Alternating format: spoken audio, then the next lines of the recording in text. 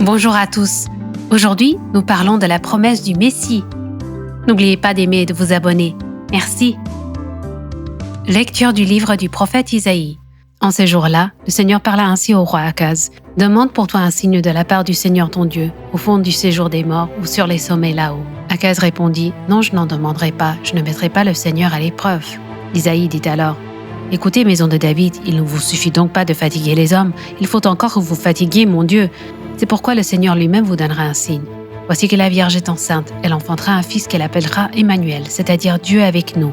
De crème et de miel il se nourrira, jusqu'à ce qu'il sache rejeter le mal et choisir le bien. Avant que cet enfant sache rejeter le mal et choisir le bien, la terre dont les deux rois te font trembler sera laissée à l'abandon. Qu'il vienne le Seigneur, c'est lui, le roi de gloire. Au Seigneur le monde et sa richesse, la terre et tous ses habitants. C'est lui qui l'a fondée sur les mers et la garde inébranlable sur les flots. Qu'il vienne le Seigneur, c'est lui, le roi de gloire. Qui peut gravir la montagne du Seigneur et se tenir dans le lieu saint? L'homme au cœur pur, aux mains innocentes, qui ne livre pas son âme aux idoles. Qu'il vienne le Seigneur, c'est lui, le roi de gloire. Il obtient du Seigneur la bénédiction et de Dieu son Sauveur la justice. Voici le peuple de ceux qui le cherchent. Voici Jacob qui recherche ta face. Qu'il vienne le Seigneur, c'est lui le roi de gloire.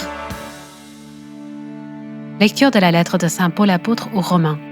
Paul, serviteur du Christ Jésus, appelé à être apôtre, mis à part pour l'évangile de Dieu, à tous les bien-aimés de Dieu qui sont à Rome.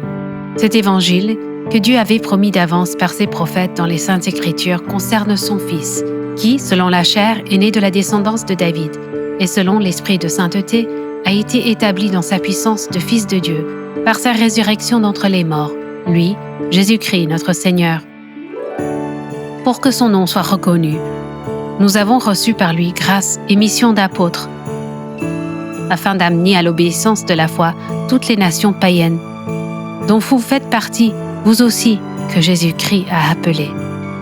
À vous, qui êtes appelés à être saints, la grâce et la paix de la part de Dieu, notre Père, et du Seigneur, Jésus-Christ. Alléluia, Alléluia. Voici que la Vierge concevra, elle enfantera un fils, on l'appellera Emmanuel, Dieu avec nous. Alléluia. Évangile de Jésus-Christ selon saint Matthieu. Voici comment fut engendré Jésus-Christ. Marie, sa mère, avait été accordée en mariage à Joseph. Avant qu'ils aient habité ensemble, elle fut enceinte par l'action de l'Esprit Saint.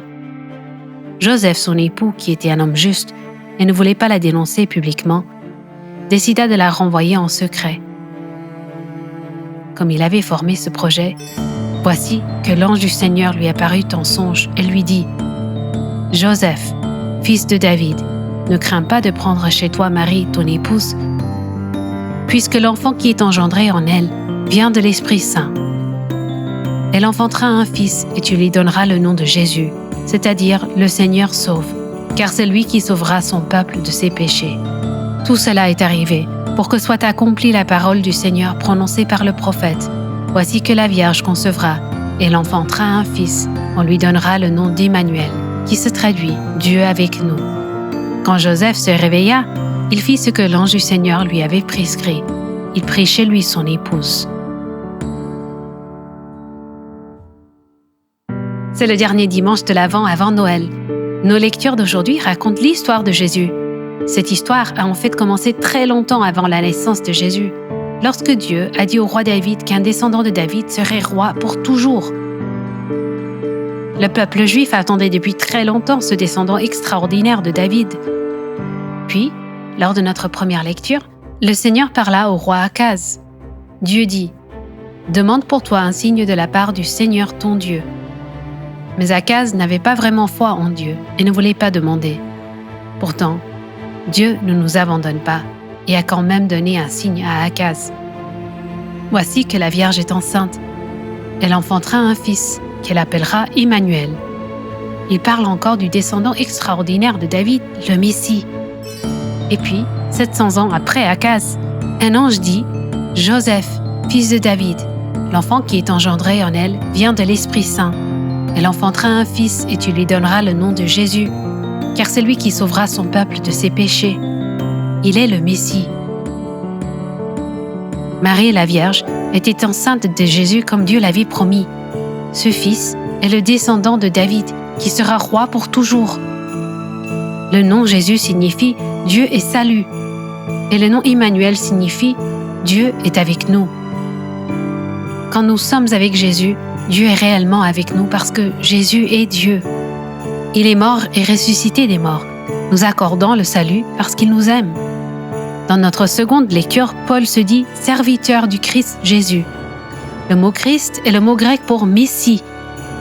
Jésus nous donne la grâce et mission d'apôtre et nous envoie annoncer la bonne nouvelle de sa royauté au monde entier.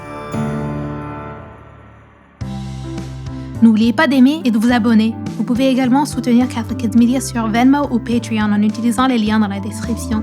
Merci d'avoir regardé.